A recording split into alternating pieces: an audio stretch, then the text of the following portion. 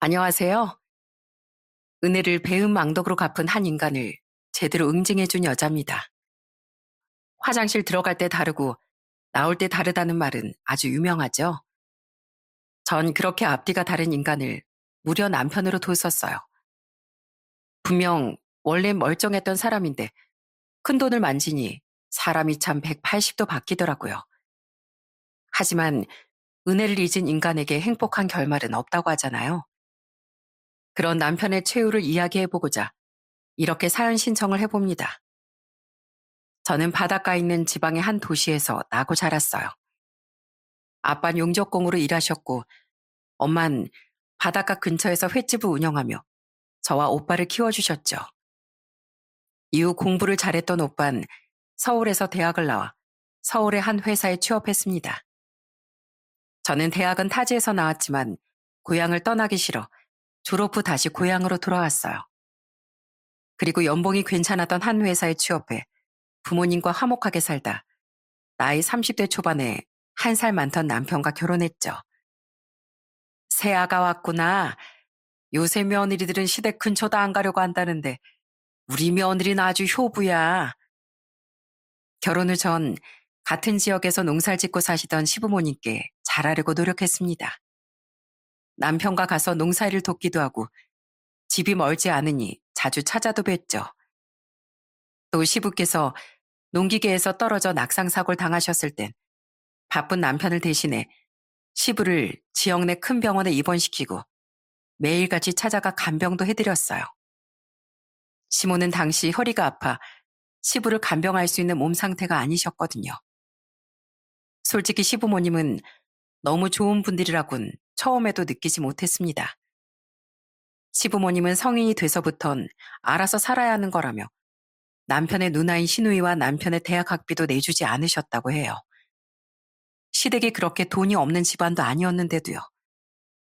공부 욕심이 있던 시누인 어떻게든 꾸역꾸역 대학을 졸업하고 서울에 터를 잡았지만 남편은 다니던 지방들을 돈 때문에 결국 중퇴했다고 하더라고요. 시부모님께 빌려달라고 하면 빌려줄 수도 있었을 테지만 어차피 대학 전공에 큰 흥미도 없었기에 그냥 졸업장을 포기했다고 남편은 말했죠. 난 두 분을 원망하지 않아. 누난 두 분께 서운한 감정이 커서 집에도 잘 안 오지만 난 성인 될 때까지 우리를 키워주신 것만으로도 두 분이 많이 해주셨다고 생각하거든. 남편은 대학 중퇴 후 열심히 돈벌이에 집중했다고 합니다. 그러다 20대 후반에 자기 고깃집을 차려 운영하기 시작했다고 해요. 저와 연애하고 결혼할 당시에도 남편은 그 고깃집을 운영하고 있었죠. 시부모님은 시누이 때처럼 저희가 결혼할 때도 저희 부모님과 달리 일절 지원이 없으셨어요. 또한 만날 일이 생기면 항상 외식을 권유하며 우리에게 계산을 떠넘기시더라고요. 아유, 잘 먹었다. 오늘도 고맙다. 우리 아들, 우리 며느리. 하는 인사치레만 하면서 말입니다. 그래도 제가 시부모님께 잘했던 건 남편 말대로 남편을 키워주신 것만 해도 두 분께 감사해야 한다고 생각했기 때문이에요. 결혼 자금이야 도와주시는 게 당연한 것도 아니었으니 상관없었고, 결혼 전 시부모님께 잘해야 한다던 엄마의 말씀도 가슴에 새기고 있었으니까요. 무엇보다 전 남편을 사랑했기에 시부모님께 잘할 마음이 우러났던 거예요. 학비조차 도와주지 않은 시부모님을 원망하지도 않고 오히려 잘하고 싶어하며 스스로 열심히 살아온 남편이 저는 참 착하고 존경스럽다고 생각했거든요. 또한 남편이 친정 부모님께 참 잘해줬기도 했고요. 아, 요새 매출이 영 별로라 걱정이네. 하나 걱정이었던 건 남편의 가게가 결혼과 동시에 잘 안 되기 시작했다는 겁니다. 연애 시절 몇 번 가본 남편의 가게엔 솔직히 손님이 바글거리진 않았었어요. 그래서 남편도 고민이 많았는데 결혼 후 매출이 서서히 더 떨어지기 시작한 거죠. 설상가상 정 결혼한 지 2년 뒤 아들을 낳으며 몸이 심하게 약해져 복직하지도 못하고 회사를 그만둘 수밖에 없었어요. 그렇게 아픈 몸을 이끌고 육아를 하며 힘든 시기를 보내는 동안 전 남편을 최대한 내조하려고도 노력했어요. 여보, 피곤할 텐데 설거지 내가 할게. 그동안만 애 잠깐 지켜만 봐줘. 고마워, 여보. 나 진짜 꿈쩍도 못하겠다. 저는 남편이 집안일엔 최대한 손도 못 대게 하고 육아도 웬만하면 도맡으려 했습니다. 남편은 가게를 살리기 위해 인건비 절감도 하고 운영 시간도 늘렸었거든요. 힘든 남편을 대신해 전 시부모님도 혼자 더 잘 챙겨드렸죠. 전화도 많이 드리고 혼자 아이를 데리고 한 번씩 찾아뵙기도 했어요. 그래서 시부가 다치셨을 때 제가 직접 간병도 해드렸던 거예요. 남편은 제게 많이 미안해하고 고마워했습니다. 또 남편은 그런 제게 미안해 가게가 더 어려워지고 있다는 말을 차마 못했었나 보더라고요. 저희 아들이 2살이던 해 결국 가게를 접게 됐다는 남편의 말을 듣고 저는 경악했었어요. 심지어 남편은 저 몰래 어떻게든 가게를 살려보려 빚도 잔뜩 졌다는 말도 하더라고요. 미안해, 여보. 난 당신 걱정시키기 싫어서 어떻게든 발버둥 쳐본 거야. 근데 결국 가게도 망하고 빚만 크게 남게 됐어. 남편은 벌써 대출 빚을 연체한 지도 꽤 돼요. 가게가 망한 뒤 신용 불량자까지 됐습니다. 개인 회생을 알아보긴 했지만 우선 신용 상태 때문에 직장이 잘 구해지지 않아 남편은 대리운전과 막노동을 다니기 시작했어요. 으, 죄송합니다. 더 잘하겠습니다. 육체적 강도가 너무 높은 막노동 때문에 남편은 매일을 끙끙 앓았어요.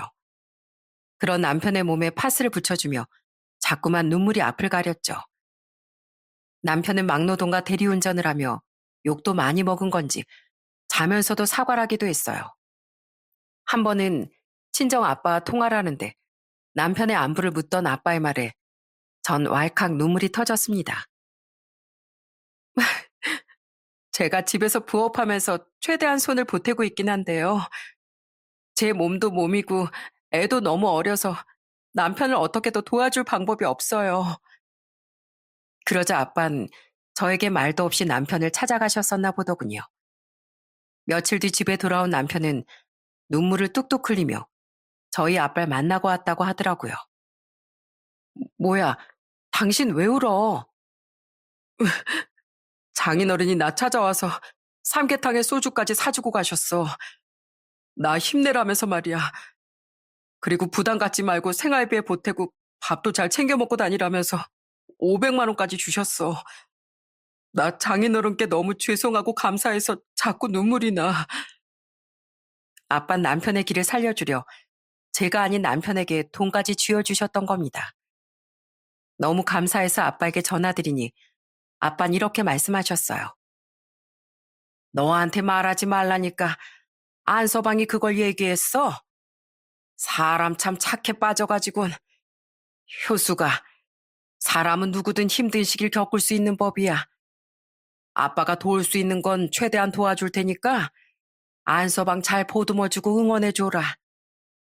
네, 아빠. 정말 감사해요. 한편 전 계속 다치고 몸이 상하던 남편을 더 이상 보고만 있을 수 없었습니다. 저는 남편이 망한 지 1년가량 지났던 어느 날 남편에게 물어봤어요. 여보, 잠깐 앉아봐. 언제까지 당신 이렇게 힘든 일만 하면서 살 순 없잖아. 우리 앞으로 일에 대해 얘기 좀 해보자. 당신 새로 일을 하게 된다면 뭘 제일 잘할 수 있을 것 같아? 나? 할 수만 있다면 다시 장사에 도전해보고 싶어. 전엔 솔직히 가게 위치도 안 좋고 운이 따라주질 않아서 망한 거라고 생각해. 정말 다시 하면 잘해낼 자신 있어? 어, 왜? 설마 나 믿고 밀어주려고? 정말로? 여보, 나 진짜 한 번만 믿어주면 잘할 수 있어. 그래, 언제까지나 당신 그렇게 힘든 모습 보기도 힘들고 당신 기죽은 모습 보고 싶지도 않아. 내가 마지막으로 팍팍 밀어줄 테니까 어깨 펴. 내 남편 기는 내가 세워준다. 저는 가족을 사랑하고 항상 열심히 살던 남편을 위해 마지막으로 남편을 믿고 밀어주기로 했습니다. 저는 제 명의로 남편에게 새 고깃집을 차려줬어요. 신용 불량자인 남편의 명의로 사업자를 낼 수는 없었으니까요. 그리고 그때 친정 부모님도 우리를 많이 도와주셨죠. 네? 아유, 참. 엄마랑 친한 그 부동산 아줌마가 말해주셨죠? 일부러 그 동네 갔을 땐 다른 부동산에 갔었는데. 그래. 니들 동네방네 저렴한 보증금으로 구할 수 있는 가게 알아보고 있다고 말해주더라. 이 지역이 좁다면 또 좁은 곳이잖니. 다른 부동산에서 너희들 얘기를 듣고 나한테 말해준 거래. 근데 임대료 저렴한 곳은 손님 모으기 힘든 거 알지? 엄마랑 아빠가 도와줄 테니까 상권 좋은 곳으로 구해. 전 너무 죄송해서 거절하려 했지만 부모님은 진심으로 우리를 도와주고 싶어 하셨습니다. 그때 남편 또한 죄송해하면서도 이 은혜는 반드시 갚겠다며 부모님의 도움을 받더라고요. 그렇게 남편은 새로 장사를 시작했어요. 남편에게 친정 부모님이 도와주셨다는 말을 들은 시부모님은 제게 고맙고 미안하다고 말씀하셨죠. 우리 아들 때문에 너도 사돈 어른들도 고생이구나. 항상 고맙고 미안하다, 애미야. 솔직히 그땐 시부모님께 좀 서운하고 떨떠름한 마음도 들었어요. 남편은 어떻게든 가게를 살려보려 했을 때 시부모님께 도움을 요청했었다고 해요. 그때 시부모님은 이렇게 말하며 거절했었다더라고요. 너한테 빌려줬다가 돈 못 돌려받으면 어떡하니? 우리 노후자금인데. 그 얘기를 듣고 정말 서운했습니다. 이후 망한 남편이 그 고생을 하고 있는 걸 알면서도 돈 10만 원도 도와주지 않던 시부모님이 정말 야박하다고 생각했죠. 남편은 부모님이 도와주는 게 당연한 건 아니라며 이해하는 모습을 보였지만 사위를 열심히 도와주던 친정 부모님과 시부모님이 비교됐던 건 저도 사람인지라 어쩔 수 없었어요. 두 분은 그 시골에서 차도 좋은 걸로 타고 다니고 두 분이서 놀러도 자주 다니셨으면서 말입니다. 심지어 시부의 취미는 골프였어요. 그런데 그 와중에 항상 말만 고맙다, 미안하다 하시니 구태여 말을 보태진 않았지만 씁쓸했던 거예요. 아무래도 그 이후 시부모님께 저만큼 좋은 마음이 우러나진 않게 되더군요. 그래도 남편이 그때까진 친정에 잘했으니 시부모님께 여전히 며느리 도리는 다하고 살았었어요. 그렇게 시간이 흐르던 와중 남편이 새 고깃집을 차린 이듬해 엄마가 갑자기 쓰러지셨습니다. 평소 높았던 혈압이 문제가 되신 거죠. 다행히 금방 회복되시긴 했지만 정말 심장이 철렁하더군요. 당시 전 이젠 건강도 많이 회복되고 애도 어린이집에 보내도 될 나이가 되어 취업 자리를 알아보고 있었거든요. 그랬던 전 엄마가 걱정되어 엄마의 횟집에서 일을 돕기로 했습니다. 당시 아빠는 용접공 일을 그만두고 엄마의 횟집에서 함께 일하고 계셨는데 제가 취업하려는 걸 알고 먼저 말을 꺼내셨어요. 지금 일하는 아주머니가 그만둔다는데 너 우리 가게 와서 일하지 않을래? 네 엄마 몸도 안 좋아졌는데 네가 같이 일해주면 얼마나 든든하겠니? 안 그래도 부모님이 걱정됐던 전 냉큼 알겠다고 대답했던 거예요. 그때 엄마의 건강도 건강이고 당시 오빠가 사업병에 걸려 자꾸 부모님의 돈을 뜯어갔었기 때문도 있었습니다. 오빤 저보다 2해 전에 결혼했었는데 어릴 적부터 워낙 자기밖에 모르는 사람이었어요. 새언니도 오빠랑 완전히 똑같은 사람이었죠. 두 사람은 명절에조차 귀찮다며 부모님 댁에 잘 오지도 않았었어요. 오빤 그때로부터 3년 전 회사를 그만두고 사업을 시작했는데 그때 웬일로 명절에 오빠 새언니가 명절 전날부터 와서 음식을 돕더군요. 그러더니 다음날 사업 자금을 좀 빌려달라고 말하더군요. 에휴, 평소에 오라고 오라고 해도 안 오더니 결국 돈 때문에 왔던 거구나. 부모님은 자식들에겐 한없이 마음 약한 분들이었습니다. 결국 부모님은 오빠에게 사업 자금을 내어주셨고 오빤 그 돈을 보태 사업을 시작했던 거예요. 그런데 오빤 그걸로 만족 못하고 몇 번이나 더 부모님께 돈을 타갔다더라고요. 꼭 돈 얘기할 때만 와서 잘하는 척 하면서요. 그때마다 오빠가 엄마의 횟집으로 찾아가 제가 부모님 옆에 없었기에 전 그걸 말리지도 못했습니다. 전 화가 나서 오빠에게 전화해 화도 냈었어요. 오빠, 진짜 너무한 거 아니야? 그렇게 돈을 타갔으면 엄마 아빠 생신에 와서 용돈이라도 드리던가. 사람이 어쩜 그렇게 얍삽해? 왜 부모님 약한 마음 이용해서 자꾸 돈을 뜯어가냐고. 야, 어차피 나중에 우리한테 물려줄 재산 일찍 주신다고 생각하면 되는 거 아니야? 그리고 내가 용돈 드리고 찾아뵙는 것보다 얼른 사업 성공하는 게 두 분께 더 큰 효도야. 알지도 못하면서 끊어. 이렇게 죄책감도 없었던 오빠가 또 두 분께 돈을 빌리러 올까봐 전 두 분 옆에서 철통 방어를 하려고 했던 거예요. 더 이상 오빠에게 돈을 주지 말라고 해도 두 분은 또 마음 약해지실 게 뻔했으니까요. 그렇게 부모님을 도와 일하던 와중 역시나 오빤 부모님께 또 돈 요구를 하려 횟집으로 찾아왔더군요. 그것도 두 번이나요. 제가 같이 일하게 된 줄 몰랐던 오빤 저를 보고 흠칫했어요. 그리곤 제 눈치를 보며 돈 얘기를 꺼내기에 전 오빠를 내쫓아버렸습니다. 이 양심 없는 인간아. 그동안 엄마 아빠가 빌려주신 돈 100원이라도 갖고 그딴 소리를 해. 오빠 사업이 잘 되고 있는지 아닌진 내 알 바 아닌데 또 여기 찾아와서 돈 얘기하면 그땐 펄펄 끓는 매운탕에 넣고 같이 끓여버릴 줄 알아. 야, 네가 뭔데 어머니 아버지 돈 문제 간섭해? 부모님 돈은 부모님 마음이지. 그리고 안서방 고깃집 차릴 때도 두 분이 돈 빌려주셨잖아. 왜 너만 받고 난 안 된다는 거야?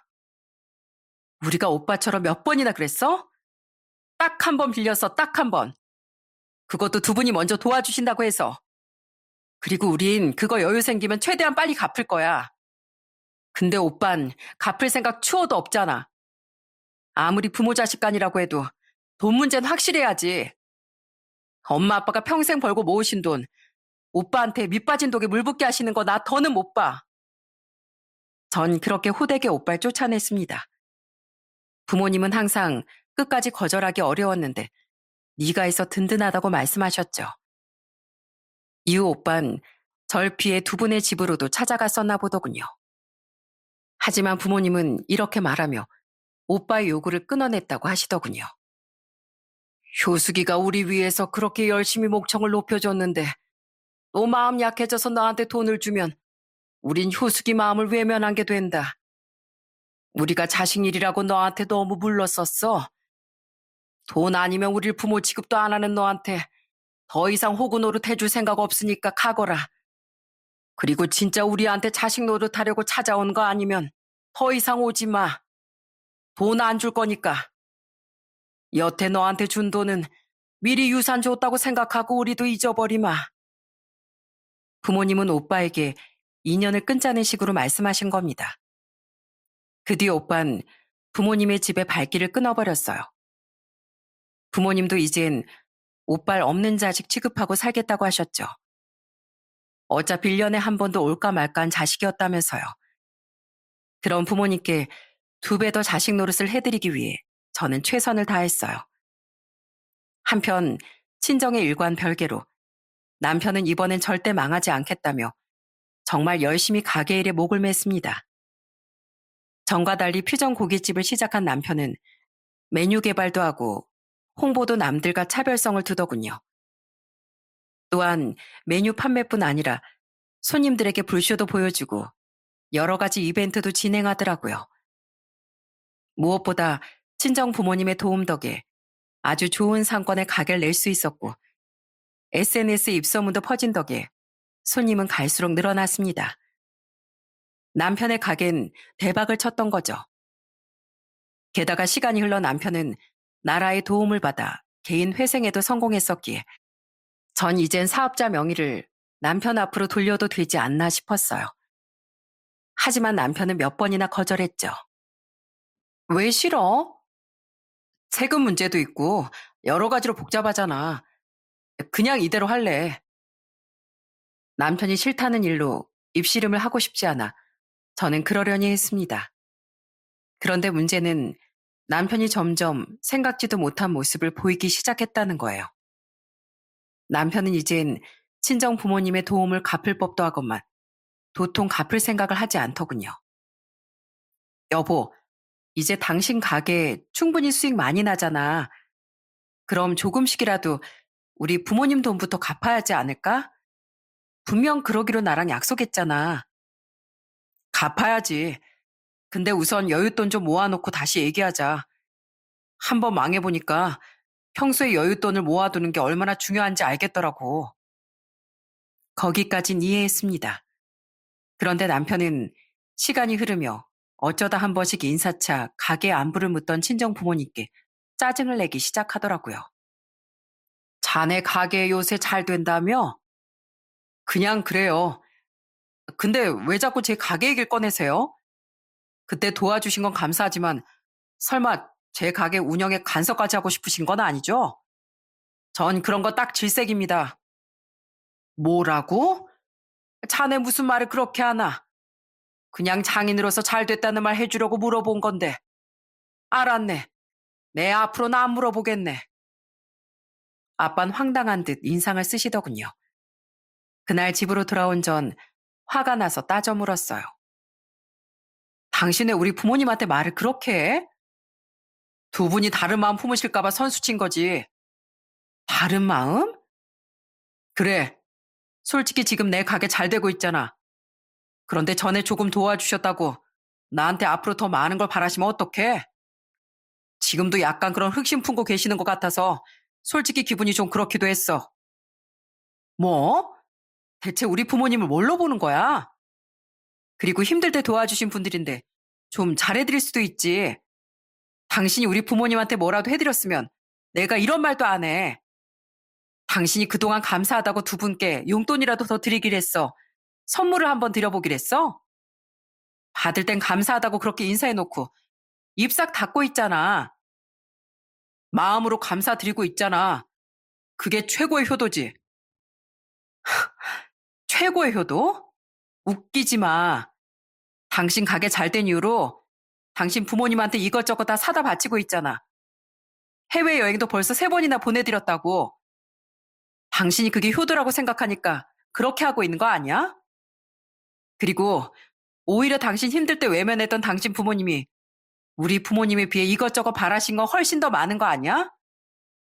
근데 어떻게 아무것도 안 바라는 우리 부모님을 그렇게 모욕해? 그런 제 말은 사실이었습니다. 기가 막히게도 남편은 도와주신 친정 부모님은 등한시하고 시부모님에게만 엄청나게 효도하기 시작했거든요. 시모에게 명품백과 다이아 반지를 사드리고 시부에겐 새 골프채와 명품 시계도 선물했죠. 그것뿐 아니라 종종 저에게 말도 없이 계속 명품 선물을 하고 갈 때마다 용돈도 100만 원씩 턱턱 드리더라고요. 한술 더 떠서 저희가 힘들 땐 도움 한 푼 안 줬던 시부모님은 신이 나서 남편에게 더한 것들을 마구 요구했어요. 예, 나랑 네 아버지 더 늙기 전에 해외여행 좀 많이 다녀보고 싶다. 패키지로 하면 몇백 들지도 않는데 크루즈 여행도 좀 다녀보고 싶고 우리가 너 키우느라 얼마나 고생했는지 알지? 이제 아들 키운 덕 좀 보고 살자. 어? 당연하죠. 제가 뭐든 말씀하시는 거 다 해드릴게요. 처음엔 자기가 번 돈으로 효도하겠다는데 내가 뭐라고 하나 싶어 지켜만 봤었습니다. 하지만 남편의 씀씀이가 점점 커지자 좋게 말렸었어요. 그때 남편은 인상을 팍 쓰며 짜증을 내더라고요. 아, 진짜. 장인 장모님 돈은 좀 천천히 갚아도 되잖아. 근데 효도는 늦으면 늦을수록 나중에 후회하는 법이라고 했어. 나 이전까진 돈이 없어서 부모님께 제대로 된 효도도 못 해드리고 살았잖아. 그러니까 이제부터라도 마음껏 자랑스러운 아들 역할 좀 해드리고 싶다는데 왜 이렇게 참견을 해? 꼭 돈을 그렇게 펑펑 써야지만 효도야?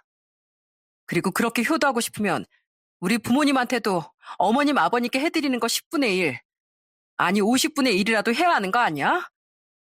우리 부모님이 당신을 얼마나 위해 주셨는데 어떻게 사람이 고마운 줄을 몰라? 그리고 다 떠나서 돈을 번다고 그렇게 족족 쓰면 언제 모아서 우리 부모님 돈은 언제 갚아? 우리 애도 앞으로 크면 돈 더 들어갈 텐데 애를 위해서라도 저축해야지. 장사가 언제 어떻게 될지 아무도 모르니까. 이 정도로 잘 됐으면 앞으로는 더 잘 될 건데 뭐가 걱정이야? 그때 돈 모아서 장인 장모님 돈도 갚으면 되고 애도 키우면 되지. 그리고 솔직히 장인 장모님은 내가 아니라 딸인 당신 잘 살라고 그 돈 빌려주신 거 아니야? 형님한테도 빌려준 돈 안 받기로 하셨다며? 그럼 당연히 나한테도 안 받으시겠지. 뭐? 당신 설마 애초부터 우리 부모님 돈 안 갚을 생각이었어? 내가 무조건 두 분 돈은 갚아야 한다고 말했었지? 아이, 몰라. 그러니까 나중에 갚아도 갚는다고. 난생 처음 성공한 남편은 완전히 다른 사람으로 변해 있었어요. 돈 없을 땐 항상 저와 친정 부모님께 죄송하다, 고맙다 하던 사람이 돈을 벌고 나니 완전 인면수심이 됐던 거예요. 게다가 자랑스런 효자 노릇에 완전히 꽂혀서 자기 부모님만 챙기고 저희 부모님은 신경도 쓰지 않았죠. 남편은 이제 보니 완전히 시부모님과 똑같이 이기적인 사람이었던 겁니다. 자기도 친정 부모님께 찔리긴 찔렸는지 남편은 언젠가부턴 친정에 잘 가려고도 하지 않더군요. 심지어 남편은 명절에도 친정에 가면 밥만 먹곤 방에 처박혀 있다가 집으로 돌아갈 때만 방에서 나왔어요. 하는 짓이 딱 과거의 새언니와 똑같았죠. 부모님은 기가 차서 그런 남편을 못마땅해 하셨고 저도 죄송해서 남편에 대한 이야기를 평소 부모님께 꺼내지도 않았습니다. 남편만 쥐잡듯이 잡으면서요. 당신 우리 부모님 무시해? 당신이 전에 그렇게 별로라고 말했던 우리 새언니보다 당신이 나은 게 뭐야? 그래도 난 처가에 가긴 가잖아. 그리고 솔직히 나 정도면 그렇게 못난 사이도 아니거든. 처남댁이랑 난 엄연히 다르지. 뭐가 달라? 원래 사위랑 며느린 다른 거야. 결혼하면 여잔 시댁 귀신인데 사위는 그런 여자 집에 가는 것만 해도 좋은 사위지. 뭐? 그게 무슨 구시대적인 소리야? 당신 원래 이런 사람이었어? 돈 좀 버니까 이제 눈에 뵈는 게 없다 이거야? 아유, 몰라. 듣기 싫어. 남편은 그럴 때마다 항상 몰라 하며 회피하곤 했었습니다. 남편이 이랬으니 제가 가뜩이나 별로 좋아하지 않던 시댁에 잘하고 싶었겠나요? 물론 기본적인 도리는 다 하고 살았지만 전처럼 효부 소리 들을 정도로 잘할 마음은 솔직히 들지 않더라고요. 그런데 참 기가 차게도 어느 날 시모가 제게 이러더군요. 예, 넌 어째 애가 칼수록 천만 못하다. 우리 아들이 벌어오는 돈으로 그렇게 호강하고 사는 거면 우리한테 더 잘해야 하는 거 아니니? 그리고 우리 아들이 우리한테 잘하려는 거 네가 자꾸 못하게 막으려고 든다며? 너 그렇게 안 봤는데 애가 은근히 무력이 있다. 그래도 그동안 어른이니 아무 말 안 하고 살았던 전 그날은 할 말은 해야겠다 싶어 시모에게 입을 열었어요. 저요, 정말 두 분께 최선을 다했다고 생각해요. 근데 두 분은 말만 고맙다고 하면서 저희 집이 힘들 때 뭐 하나라도 도와준 적 있으세요? 항상 우리한테 뭘 받기만을 원하셨잖아요. 그래도 그때도 참았었어요. 근데 제 남편 성공하고 나니까 갑자기 키워준 덕 좀 보자고 하시는 거 정말 이해하기 힘들었어요. 애아빨 그렇게 도와준 저희 부모님은 아무 말씀 안 하셨는데도요. 뭐? 저 아직 할 말 많이 남았어요. 그 가게 성공한 거? 제 남편이 노력한 것도 물론 있지만 애초에 저랑 저희 부모님 아니었으면 시작도 못했을 거 아닌가요? 그럼 잘해도 제 남편이 저랑 저희 부모님한테 더 잘해야 되는 거 아닌가요? 근데 그러기는커녕 남편은 저희 부모님이 도와주신 돈도 갚을 생각도 안 하는데 제가 이 이상 두 분께 잘해야 한다고요? 돈도 좀 모으고 친정 부모님 돈도 갚게 두 분께 몇 배, 심할 땐 천 단위로 들어가는 그 돈 좀 아끼라고 한 게 무력이에요? 저는 정말 숨도 쉬지 않고 말을 내뱉었습니다. 처음 보는 제 모습에 시모와 시부 둘 다 입만 떡 벌린 채 아무 말도 하지 못했죠. 자기들도 할 말이 없었던 겁니다. 그리고 그날 남편은 집으로 돌아와 제게 볼멘 소리를 하더군요.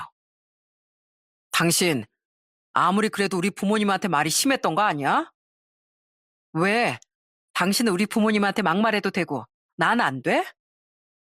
아니, 그래도 처가랑 시댁은 다르지. 시댁이 며느리한테 얼마나 어려운 곳인데. 어려워? 내가 죄진 것도 아닌데 왜 당신 부모님을 어려워해야 돼? 착각하지 마. 내가 지금껏 당신 부모님한테 잘했던 건 다 당신을 위해서였어. 근데 당신이 우리 부모님을 무시한 이상 나한테 더는 선이란 없어. 알았어? 그렇게 저와 남편의 사이는 손쓸 수 없이 멀어져 갔습니다. 그러다 결혼한 지 8년 뒤 아슬아슬했던 저희 사이에 종지부를 찍을 사건이 일어났어요. 네, 여보세요? 안녕하세요. 공효숙님 맞으시죠? 당시 전 한 호텔의 필요 현장 책임자라는 사람에게 전화를 받았습니다. 그 호텔은 제가 엄마의 칠순을 맞아 칠순 잔치를 위해 예약을 해둔 장소였어요. 호텔이라고 해봤자 서울에 있는 곳들처럼 으리으리한 곳은 아니었고 저희 지역에서 그런 잔치를 벌일 수 있는 장소 중 유일하게 고급진 3성급 정도 되는 곳이었죠. 저는 예약 확인을 위해 책임자가 전화를 걸었나 싶었습니다.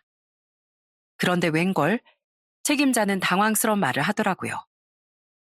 원래 다음 주 예약이셨던 거 2주 뒤로 예약 미루셨었죠? 그런데 절차상 저번에 못 여쭤본 부분이 있어서 연락드렸어요. 네?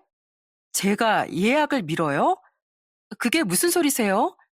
이미 지인 친척분들 다 거기로 초대해놨는데요. 네? 아니, 저번에 분명 남편분께서 예약을 미루셨는데요. 남편분이 안용식 씨 아니신가요? 네, 맞아요. 제 남편이 저랑 상의도 없이 예약을 미뤘다고요?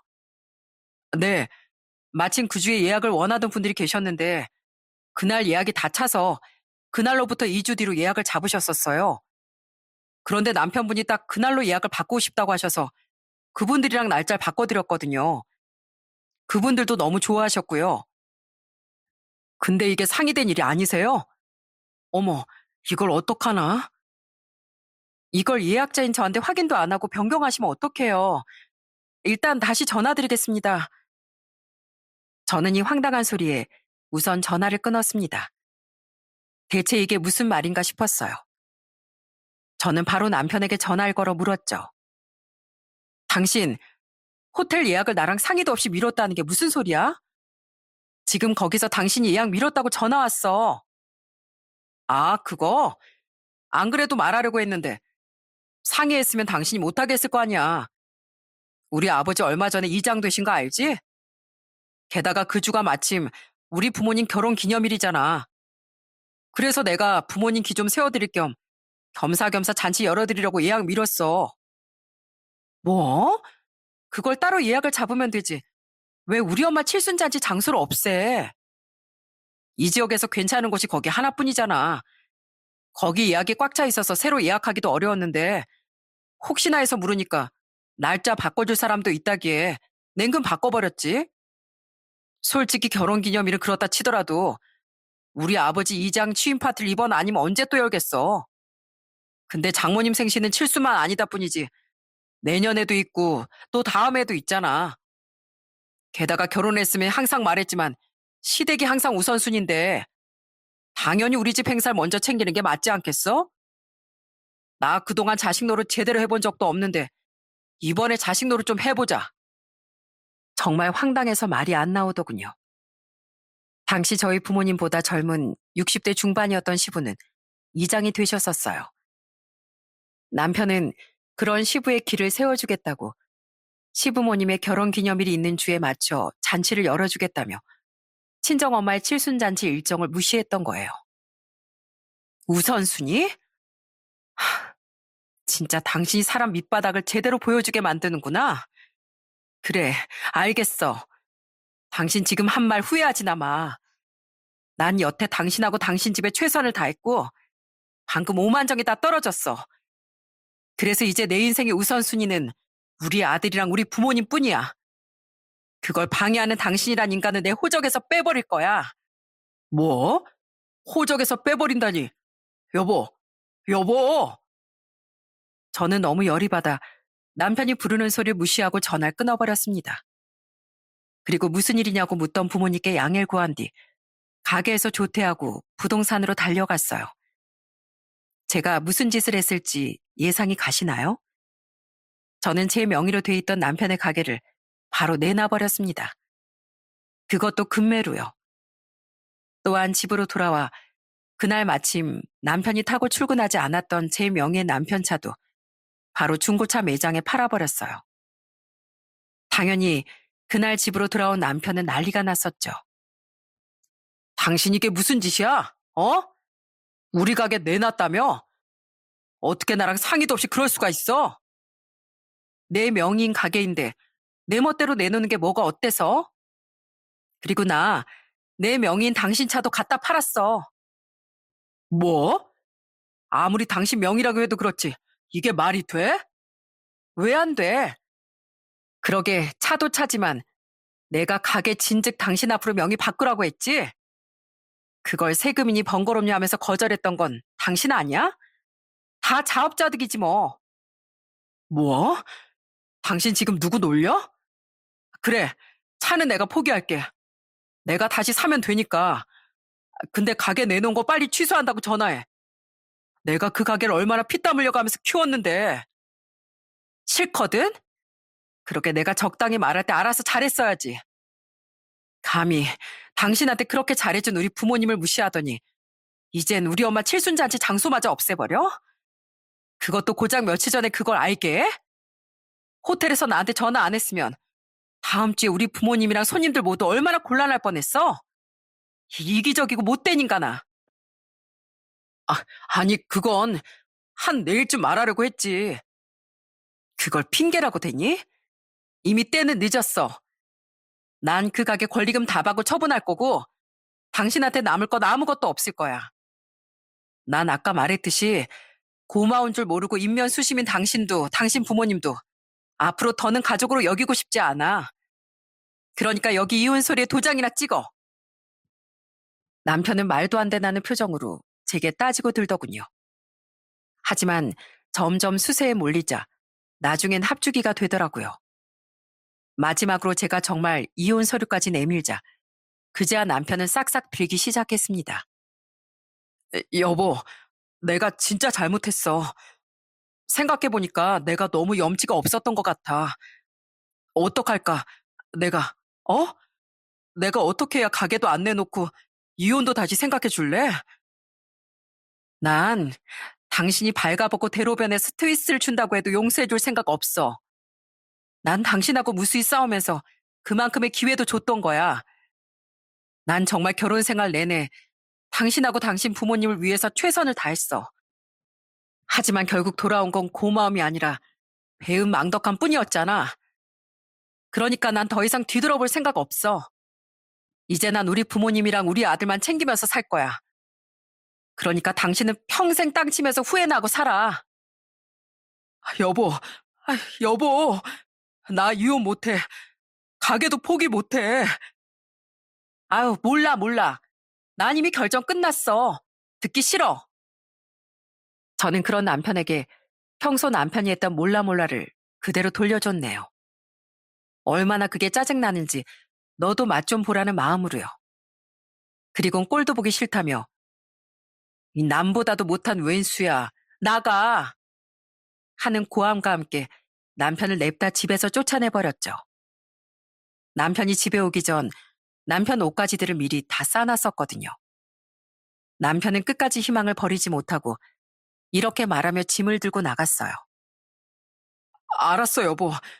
나 당신 시키는 대로 뭐든 다 할게. 이렇게 집도 우선 나가니까 화 풀고 다시 잘 생각해봐. 알았지? 눈 뜨고 가게를 잃게 생겼으니 남편은 그만큼 간절했던 모양입니다. 하지만 그런 남편의 간절함은 제게 씨알도 먹히지 않았어요. 남편처럼 고마운 줄도 모르는 사람에겐 더 이상 아무런 기회도 주고 싶지 않았으니까요. 전 다음 날 제 명의의 남편 통장 카드까지 전부 막아버렸습니다. 그러자 남편은 기절초풍하며 제가 일하고 있던 횟집으로까지 쫓아왔더라고요. 여보, 당신 진짜 이럴 거야? 어? 난 어제 분명히 다 얘기했는데 왜 현실을 못 받아들여? 이제 이혼하는 마당에 내가 당신한테 명의를 왜 빌려줘야 돼? 가. 장사에 방해되니까. 당신 진짜 사람 눈 돌아가는 걸 볼래? 남편은 이혼을 막지 못할 것 같자 제게 힘까지 쓰려고 하더군요. 하지만 그런 남편의 행동은 저희 엄마가 수족관옆 호스로 뿌리기 시작한 물줄기에 막혀버리고 말았습니다. 이 배은망덕한 놈, 감히 누구 딸한테 누나를 뿌라려? 아, 차가워요, 장모님. 그만 좀 뿌리세요. 그럼 얼른 내 딸 옆에서 떨어져. 자네가 한 짓 내 우리 딸한테 다 들었네. 오죽했으면 우리 딸 이혼 선언을 했겠어? 이제 우리 사이도 아니니 내가 한마디 해줌세. 그동안엔 괜히 도와준 생색낸다는 소리 듣기 싫어서 가만히 있었네만 자네 같은 사람을 뭐라고 부르는 줄 아나? 인면수심, 금수라고 하네. 앞으로도 어디 그렇게 한번 뻔뻔하게 살아보게. 잠깐은 잘 살 수 있을 것 같아도 자네 같은 인간은 언젠간 패가 망신하기 마련이야. 빨리 안 가? 여보, 저놈한테 소금도 뿌려버려. 갈게요. 간다고요. 진짜 장모님 칠순잔치 망쳤다고 이렇게까지 하기에요? 그깟 칠순잔치 안 하면 그만이야. 난 자네가 우리 딸을 무시한 것 때문에 화가 난 거야. 이놈이 끝까지 입만 살아선 당장 안 가? 결국 남편은 엄마의 물뿌림과 아빠의 소금 세례까지 받으며 쫓겨나야 했습니다. 제게 그날 아침 모든 이야기를 듣고 안 그래도 그놈에게 화가 잔뜩 난 상태셨거든요. 그리고 부모님은 그날 저와 저의 아들을 아예 친정으로 데리고 가셨어요. 그놈이 찾아 해코지할지도 모른다면서요. 제가 너무 죄송해했더니 두 분은 이렇게 말씀하셨죠. 죄송할 게 뭐가 있어. 부모가 자식 지켜주는 건 당연하지. 그리고 너 아니었으면 우린 정신 못 차리고 네 오빠한테 가진 재산 다 뜯겼을지도 모른다. 다 이렇게 가족끼리 돕고 의지하며 사는 거 아니겠니? 그렇게 전 친정에서 한결 마음을 놓고 이혼을 진행할 수 있었습니다. 그리고 그놈이 횟집에 다녀간 지 며칠 뒤엔 시모가 제게 전화를 걸었더군요. 한 번은 마무리를 지어야겠다 싶어 저는 그 전화를 받았어요. 그때 시모는 아주 뻔뻔하게 제게 이러더라고요. 얘, 너 참 속 좁다. 우리 아들이 아버지 이장된 거 축하해준다고 예약 좀 옮긴 게 그렇게 분했니? 그렇다고 이렇게 안갚음을 해? 애초에 애 아빠 것이 아닌 걸 다시 가져왔을 뿐인데요. 그리고요, 네, 분했어요. 제가 그동안 하도 참고 살아서 결국 저희 부모님까지 애 아빠한테 무시당하게 만든 것 같아서요. 그래서 안갚음 해줬어요. 뭐? 아휴, 너 이렇게 탕돌한 애였니? 솔직히 친정보다 시댁이 먼저인 게 맞잖아. 며느리가 됐으면 시댁부터 챙겨야지. 전부터 친정, 친정. 아무리 세상이 달라졌다고 해도 우선순위 바뀌지 않는 거야.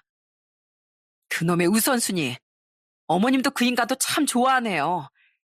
제 인생의 우선순위는 제가 먼저 정해요. 앞으로 얘 아빠한테서 나올 돈줄 끊기게 생겨서 이러시나 본데 어른이면 어른답게 좀 행동하셨으면 좋겠네요. 그럼 전 이만 제 친정 부모님 챙겨야 해서 끊습니다. 저는 일부러 그런 시모에게 친정이란 단어를 강요한 뒤 끊어버렸습니다. 그리곤 그 길로 시모 시부 두 사람의 번호를 차단해버렸죠. 이후 끝까지 버티고 버티려던 남편은 결국 이혼을 받아들여야 했어요. 그 과정에서 가게는 빠르게 처분할 수 있었고 저는 권리금도 야무지게 받아 챙겼습니다. 그때 남편은 그 권리금이라도 달라고 난리를 쳤었거든요. 저는 그런 남편에게 콧방귀를 뀌었어요. 권리? 당신한테 권리가 어디 있어? 권리는 책임과 도리를 다한 사람한테 주어지는 거야, 이 뻔뻔한 인간아. 라고 하면서요. 법원에선 아이의 양육권 문제도 재산 분할 문제도 다 제 편을 들어줬습니다. 특히 재산 분할에 있어선 남편이 친정 부모님께 큰 도움을 받았었다는 점이 아주 유리하게 작용됐었죠. 덕분에 전 재산 분할도 유리하게 받고 다달이 아들의 양육비도 받을 수 있게 됐어요. 한편 엄마의 칠순잔치인 이미 호텔 예약을 바꿀 수도 없었기에 저는 옆 지방에 더 좋은 곳을 급하게 예약해 칠순잔치를 열어드렸습니다. 친척들과 부모님의 지인분들껜 버스까지 대절해드렸죠. 그리고 제대로 된 확인도 없이 예약을 바꾼 호텔 측엔 강하게 컴플레인을 걸었었어요. 그 결과 호텔 측 책임자의 진심 어린 사과를 받을 수 있었습니다. 죄송합니다, 고객님. 저희 신입사원이 처리 과정에서 실수를 했던 것 같습니다. 정말 죄송합니다. 또한 전 이혼 후 부모님께 전 남편을 대신해 돈도 전부 갚았습니다. 이자까지 넉넉하게 쳐서요. 아니다. 네 오빠한테 준 돈도 안 받았는데 너한테 이걸 왜 받니? 됐어. 그냥 가지고 있어. 싫어요. 특히 그 인간 때문에 두 분께 진 빚은 무조건 갚고 싶어요. 진짜 절 위한다면 부디 받아주세요. 그렇게 3년이 흐른 지금 저는 아주 잘 지내고 있습니다. 여전히 부모님의 횟집을 열심히 돕고 아들도 잘 키우면서요. 또한 부모님이 더 연로해지시기 전에 더 많은 추억을 쌓고 싶어 요샌 횟집을 닫고 여행도 한 번씩 다니고 있어요. 한 번은 두 분을 모시고 동남아도 다녀왔는데 반짝반짝 빛나던 두 분의 눈을 보니 괜히 가슴이 찡하더라고요. 일하느라 바쁘다, 돈 아깝다 하고 거절하시던 두 분을 진즉 억지로라도 모시고 이렇게 여행을 다닐 걸 하고 후회가 됐거든요. 이렇게 좋아하실 줄 알았다면 말이죠. 저희 오빤 아직 사업은 잘하고 있는지 어쨌는지 아무런 연락이 없습니다. 부모님은 차라리 무소식이 희소식이라며 오빠에게 관심을 끊으셨어요. 전 그래도 혹시나 오빠가 또 부모님의 돈을 요구하러 올까봐 항상 약간의 긴장은 늦추지 않고 있답니다. 부디 언젠가 오빠가 부모님을 다시 찾아온다면 그땐 돈 요구가 아닌 진심 어린 반성을 들고 찾아왔으면 하는 바람입니다. 올케, 잘 지냈어? 나 다음 주에 가족 다 같이 이민 가.